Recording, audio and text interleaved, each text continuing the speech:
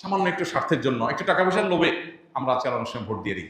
সেটা যেন না হয়। আল্লাহর কাছে অনেক বড় একটা জবাবদিহিতার জায়গা। প্রার্থী হিসেবে যোগ্য এবং সৎ তাকে ভোট দিলে সৎ এবং যোগ্য প্রার্থীকে ভোট দেওয়া হবে। এটা আপনার বিবেককে আপনি জিজ্ঞাসা করবেন।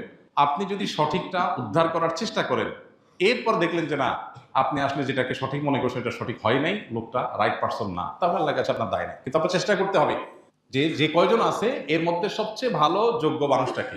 একটা ভালো মানুষ যদি অল্প কয়েকটা ভোটও পায়, তাহলে সে এটার উপর ভিত্তি করে সামনে আর কয়েকটা পাবে, তারপর আবার আরো কয়েকটা পাবে। কিন্তু আপনি যদি ভোট দেওয়ার এই রাস্তাটা বন্ধ করেন, অথবা তাকে সে কম ভোট পাবে এই চিন্তা করে আরেকজনকে ভোট দেন, তাহলে কি হবে? এই চান্সে খারাপ মানুষগুলো তাদের খারাপের রাজত্ব আরো বেশি করে করতে পারবে। কেউ জিতুক সেটা আপনি চাইতে পারেন, কিন্তু জিতানো আপনার দায়িত্ব না। আল্লাহর কাছে দায়িত্ব হলো, আপনার কাছে মতামত চাওয়া হয়েছে, আপনি মত দেওয়ার সময় সবচেয়ে ভালো উপযুক্ত ব্যক্তির পক্ষে মত আপনি দিবেন। বাস।